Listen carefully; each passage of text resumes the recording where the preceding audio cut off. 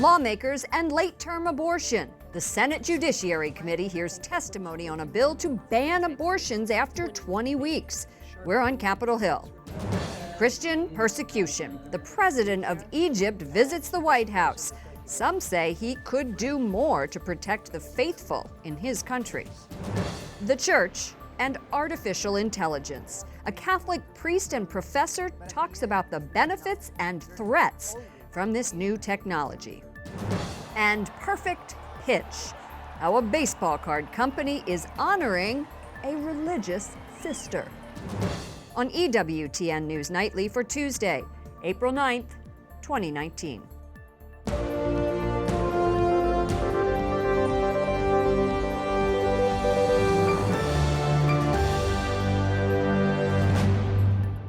As a woman who survived an abortion, where are the rights of my daughters who never would have lived if that abortion would have succeeded in ending my life?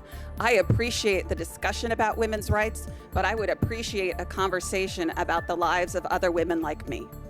Late-term abortion is on trial. The Senate Judiciary Committee hears testimony about a bill to ban most abortions after 20 weeks of pregnancy. Good evening from Washington, D.C., and thank you to those of you joining us from around the world for news from a Catholic perspective. I'm Lauren Ashburn. Democrats are crying politics over this hearing, saying it is a stunt. Capitol Hill correspondent Jason Calvi was there in that hearing room. Good evening, Jason. Good evening, Lauren. This bill says unborn babies can indeed feel pain by 20 weeks. That's the reason the bill says for banning most abortions at that point in pregnancy. Now, the Senate most recently shot the bill down last year. It was a vote mostly along party lines, with 2 Republicans voting against it and 3 Democrats voting for the ban. Today, once again, this issue is dividing Capitol Hill. If you wanted to separate the mother and the fetus, then Miss Oden was a successful abortion. But she was called a failed abortion because what failed was she failed to die. That baby was adopted and learned her story when she was 14. That night, my mom spoke words that no parent should ever have to say. You know, she said, "Missy, your biological mother had an abortion during her pregnancy with you, and you survived it." These pro-life women testified about a Senate bill to ban most abortions 20 weeks after fertilization. Republican Lindsey Graham sponsors it. If medical science tells us that the baby is well developed at 5 months, can feel pain, developed enough to feel excruciating pain, and a procedure to save the baby's life, then we should have restrictions on abortion. You can only imagine the pain that comes from dismemberment. However, so why are we doing this? I believe the only reason is politics. Democrats on the committee. It's a cruel and misleading message calculated to rile up the Trump base. Say the 20-week abortion ban is unconstitutional. I'm really concerned that this committee is spending time on legislation to limit access to reproductive health care, legislation that has failed to pass the Senate on more than one occasion. The 20-week bill has failed. On this vote, the yeas are 54 and the nays are 42. But the Guttmacher Institute says 17 states passed bans on abortion at 20 weeks. Courts have struck down 2 of them. Thank you, Mr. Chairman. Today, these pro-life leaders urged the national ban. U.S. Bishops pro-life chairman Archbishop Joseph Kurtz also says it's time for the bill's passage. A Marist poll in February found 66% of Americans support banning abortions after 20 weeks of pregnancy, except to save the life of the mother. Now, Graham's bill does offer that exemption, plus exemptions for rape and incest. Lauren? Capitol Hill correspondent Jason Calvi. Thank you, Jason. Other legislation considered on Capitol Hill would amend the Civil Rights Act to include sexual orientation and gender identity as protected characteristics. The Bishops' Conference chairmen are voicing their opposition. In a letter to Congress, Archbishop Joseph Kurtz of Louisville, Bishop James Conley of Lincoln, Nebraska, and Bishop Frank Duane of Venice, Florida, say, quote, "This proposed legislation does not accomplish what its supporters assert, but rather creates new difficulties and will hurt more people than its designers want to help." Joining me now is Archbishop Joseph Kurtz, chairman of the Bishops' Committee for Religious Liberty and one of the authors of the letter. Your Excellency, welcome back to our broadcast. Lauren, so good to be with you. Thanks for having me. Anytime. When you hear or one hears Equality Act, They may think of the Constitution, which says everyone is equal under the law. So what troubles you about this proposed legislation? Well, let me begin by saying what's good. I mean, we are a land of equality, and so we don't want anybody to be treated shabbily, to be treated in a way that diminishes their dignity. So that part is good. The problem is in the detail of the law itself. The Equality Act, as it's called, really does sweeping changes, for one thing, to the Religious Freedom Restoration Act of 1993. And that act really set a wonderful, respectful position for people of faith, whether it's an organization, an institution, a church, a parish, or an individual, a faith-filled person. This particular law, if it would be enacted, actually carves out a whole section so that the things that we would need, for example, the ability to hire somebody who holds principles and beliefs that are consonant with our organization, whether it be our Catholic Church, our Catholic Charities, our Catholic schools, that would be removed. Healthcare, of course, healthcare. So there's that's one area that would be especially grieving to us. Another area is the sweeping approach to accommodations. We want everyone to have good accommodations. Obviously, housing is one of the principal areas that we talk about with dignity. But for example, a church or a church-related organization should not have to, for instance, go against their principles to be required to accept, let's say, a celebration that goes against marriage and the fundamental principles of marriage. And so we're looking not so much to discriminate against people, but rather to hold to our principles and convictions. Well, Archbishop Kurtz, let me get into healthcare a little bit, because I think we saw with Little Sisters of the Poor what that Obamacare mandate did to people of faith and companies of faith that want to practice their faith and live it through healthcare options. What effect would this equality law have? Yeah. As any law, we don't always know all the effects it will have. Certainly, the Catholic Church and groups like the National Catholic Bioethics Center, they do great work in trying to understand what are some unique moral issues that people with difficulties need help with. However, it would not be unjust discrimination to say, well, we cannot do a sterilization. We cannot do procedures that would be against our teachings. And unfortunately, there's no allowance for that kind of freedom for a healthcare provision. Archbishop Joseph Kurtz of the Archdiocese of Louisville and the chairman of the Bishops' Committee for Religious Liberty. Thank you for joining us. Thanks, Lauren. Attorney General William Barr says a redacted version of the Mueller report into possible collusion between the Trump campaign and Russia will be released very soon. This process is going along very well, and my original timetable of being able to release this by mid-April stands. Barr was speaking during testimony to lawmakers today on Capitol Hill. Democrats scolded him over his handling of the nearly 400-page document. Egyptian President Abdel Fattah el-Sisi and President Trump talked trade and the global fight on terrorism today at the White House. But some advocates and lawmakers say the plight of persecuted Christians needs to be included in their conversation. White House correspondent Mark Irons reports. Good evening, Mark. Good evening, Lauren. Human rights concerns in Egypt include efforts to keep President el-Sisi in power for the next 15 years and the reported brutal crackdown on his political opponents. Today, though, we're also learning more about life for Coptic Christians, a minority group in Egypt seeing increased persecution. Thank you very much. Well, thank you. As President Trump and Egyptian President Abdel Fattah el-Sisi met inside the White House today,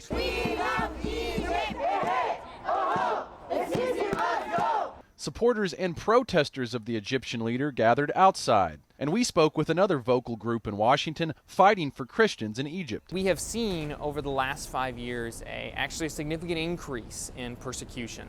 Peter Burns with In Defense of Christians says Egypt's president could do more to stop a spree of persecution taking place in the Minya province in Upper Egypt, home to the largest concentration of Coptic Christians outside Cairo. Since 2013, Christians in Minya have reportedly been victims of more than 150 incidents of harassment, violence, and terrorism. It's unacceptable that we've seen this deterioration, and that we have to see Sisi stepping up and not just speaking well about the issue, but putting pressure on the institutions of government within Egypt, the justice system, the security system, to see cops treated as equal and full partners in Egypt. Lawmakers are also speaking up. Republican Congressman French Hill, sponsoring a resolution to aid Egyptian Christians, is asking President Trump to use his leveraging power for the Coptic community. French Hill notes that Egypt receives the second highest amount of annual U.S. military aid. He writes to the president, "The United States government must use the tools we have to hold our allies, like Egypt, to a higher standard if they are to continue to receive our aid."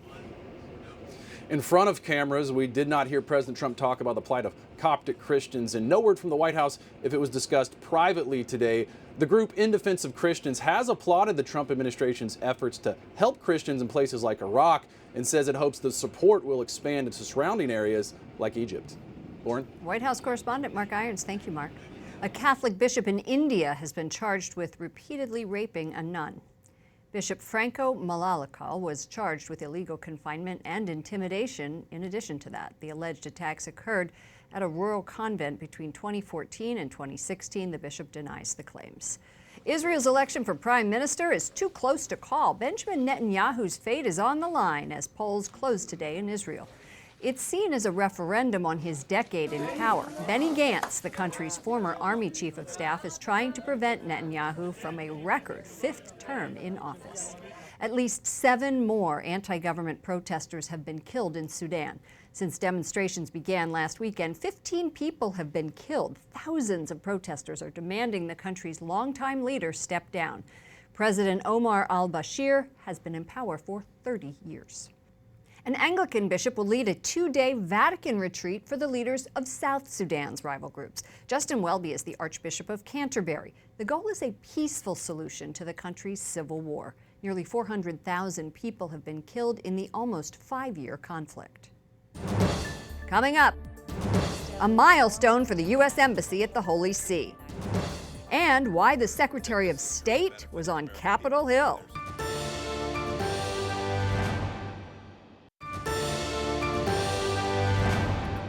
35 years ago, President Ronald Reagan and St. John Paul II established formal diplomatic relations between the United States and the Holy See. On this day in 1984, the U.S. Embassy to the Holy See was officially recognized. Current Ambassador Callista Gingrich says the U.S. and the Vatican share the same vision of justice and moral leadership. For more on this story, including a history of relations between the U.S. and the Vatican, visit our partners at CatholicNewsAgency.com. A California judge blocks President Donald Trump's policy of returning asylum seekers to Mexico as they wait for an immigration court. We have bad laws. We have a judge that just ruled incredibly that he doesn't want people staying in Mexico. Figure that one out. Nobody can believe these decisions we're getting from the Ninth Circuit. It's a disgrace. The president also says he's not looking to reinstate the separation of families at the border. Joining me now is pro-life Congressman Andy Biggs, Republican from Arizona and a member of the House Freedom Caucus, co-chair of the Border Security Caucus. Congressman Biggs, welcome back to our broadcast. Thanks, Lauren. Good to be with you. How much can the president accomplish when the courts continue to block him? Well, it's a significant obstacle, but the Ninth Circuit has always been a significant obstacle for any conservative value or principle, whether it's pro-life or immigration or whatever it may be. But there are some things that he can do, including on asylum, that don't have to be run through the courts. It's just a matter of being somehow getting some cooperation with Mexico, and that is what's critical, at least right now, on asylum issues. Well, the courts had also blocked the administration from the highly controversial practice of separating children from parents at the border, and the president, as we just reported, said that contrary to media reports, he is not looking to reinstate it, even though he said it was effective. Do you think that policy is a good one?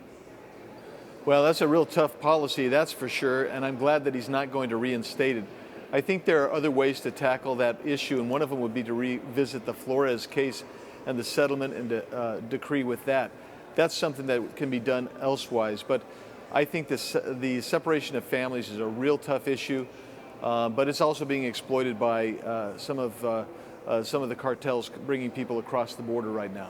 The president also said today he's not looking to clean house, and that is in response to Homeland Security Secretary Kirstjen Nielsen and other top leaders at DHS who have been forced out. Does it make sense to replace the team that has been heading this effort in the middle of a national emergency? Well, part of what's going on is that the border has gotten worse and worse under these folks' leadership. And I'm not going to blame them because I think there's so many variables here. But I think the president's trying to get somebody that he believes will actually be tough and help him bring order to this national emergency on the border. And so, it's always hard when you make a change, but sometimes you have to make a change in an urgent fashion, and that's what I think is happening here. Let's talk about your home state of Arizona, a border state. A little over a week ago, you wrote a letter to then Secretary Kirstjen Nielsen about reports that undocumented immigrants are being released in several Arizona communities by ICE and U.S. Border Patrol agents. I've been on the border covering that. Isn't that standard practice? Well, unfortunately, it has become standard practice. But what made this particularly unique is that within the Phoenix metro area, the places that were helping them, the churches and the NGOs that were actually receiving and helping these folks, they basically said, they went to the Phoenix City Council members and said, we're overwhelmed, we are being overrun, we don't have the resources or facilities to deal with this anymore. And so when you have taxed basically the local communities, it's time for the federal government to come in and say, look, it's a federal issue to begin with, and we need to own it, and that's what we were asking for. That's what I was asking for. All right, Congressman Andy Biggs, Republican from Arizona. Always a pleasure. Thanks for joining us. Thanks, Lauren. Good to be with you. Secretary of State Mike Pompeo is back on Capitol Hill defending the Trump administration's pro-life policies. And Democratic senators are again blasting the president's support of the Mexico City policy. Secretary Pompeo insists the U.S. should not use taxpayer dollars to promote abortion. Correspondent Wyatt Goolsby has been listening to the secretary today from Capitol Hill. He joins us with details. Good evening, Wyatt. Good evening, Lauren. Secretary Mike Pompeo defended both the president's pro-life policies and the administration's proposal to slash the State Department's budget by at least 21%. He even got some backlash today from Republican Senator Lindsey Graham, who said that ain't happening. The secretary testified in front of members of the Senate Appropriations Committee this afternoon. He fielded questions on diplomacy in Venezuela, the denuclearization of North Korea, and the role of American diplomats in Syria and Iraq. Democrats pressed Pompeo on the Mexico City policy, which ensures U.S. taxpayer dollars do not go to international non-government groups that carry out or promote abortion. Some senators, like Democratic Senator Jeannie Sheehan, told the Secretary of State the policy will backfire, resulting in women around the world not being able to get adequate medical care. Pompeo disagrees. The policies that I announced now a couple of weeks back don't reduce funding for health care by a single dollar. Not $1. There was not a budgetary announcement in there. Every single dollar that was program spent, appropriated, will continue to be program spent and appropriated. What I was seeking to do was close loopholes in the policy. Today's hearing comes 2 weeks after the Secretary of State announced an expansion of the Mexico City policy. That same week, Democratic Representative Lois Frankel hammered Pompeo on the same issue. I'm telling you, your administration is abortion obsessed. You're so obsessed with it that the side effects are devastating the health. The secretary responding to the representative in the same way he responded to Senator Shaheen today, saying that they have not taken away $1 from health care. They just don't consider abortion health care. Secretary Pompeo is back on Capitol Hill tomorrow morning. That's when he will testify again, this time before the Senate Foreign Relations Committee. We will be here, of course, as he's likely to answer similar questions again on the pro-life issue. Lauren? Correspondent Wyatt Goolsby reporting today from Capitol Hill. Thank you, Wyatt. Up next, the Catholic perspective on artificial intelligence and a baseball-related honor for Sister Strike.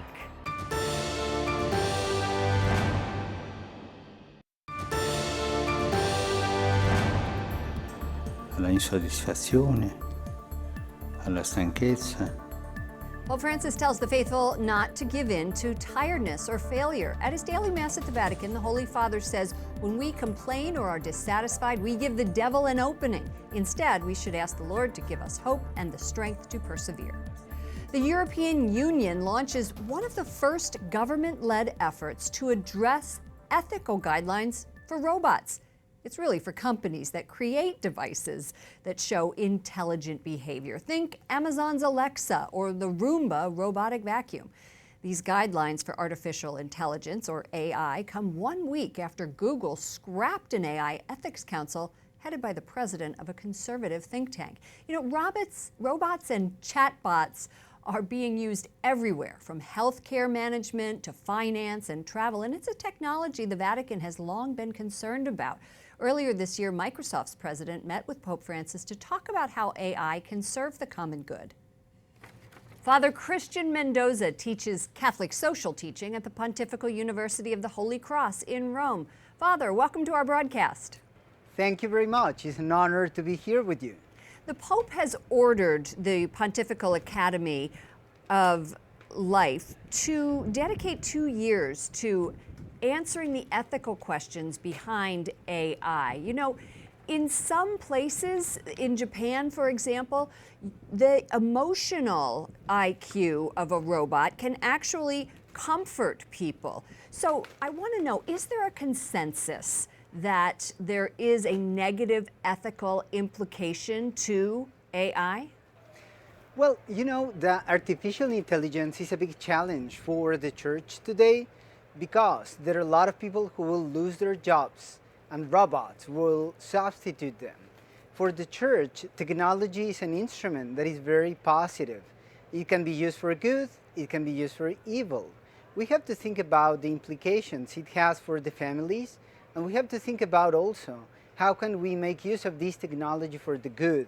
The Pope has said that AI is a product of ingenuity, but it can cast a dangerous spell at producing nefarious outcomes. That makes me think of drones and invasions of privacy.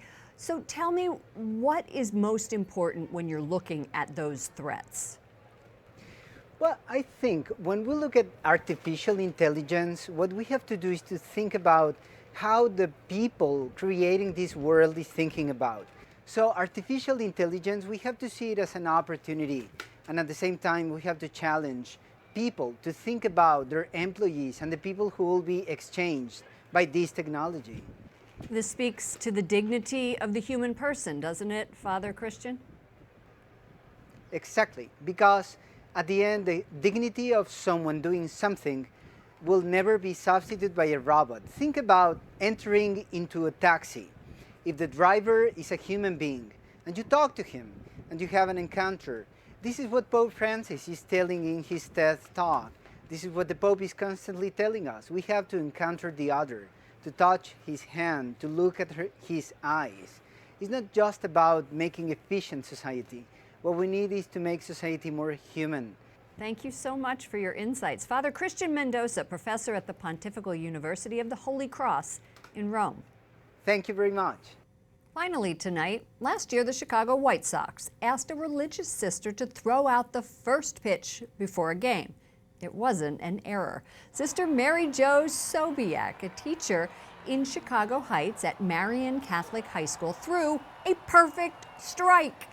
Well, now she has another honor coming her way. Look at this, her own baseball card. The Topps company will release the card this summer. A spokesman told Catholic News Agency that the card is a tribute to her opening pitch last year. But, you know, Marian Catholic isn't just for sister. Does anybody recognize this young fellow who graduated from Marian Catholic High School in Chicago Heights? That is our own Jason Calvi. And his father also graduated from Marian. You know, people change. For all of us here at EWTN News Nightly, to all of you around the world, thank you for watching. I'm Lauren Ashburn. Let's keep in touch online. Follow me at Lauren Ashburn on Twitter and Lauren Ashburn EWTN on Facebook. Good night, and God bless you.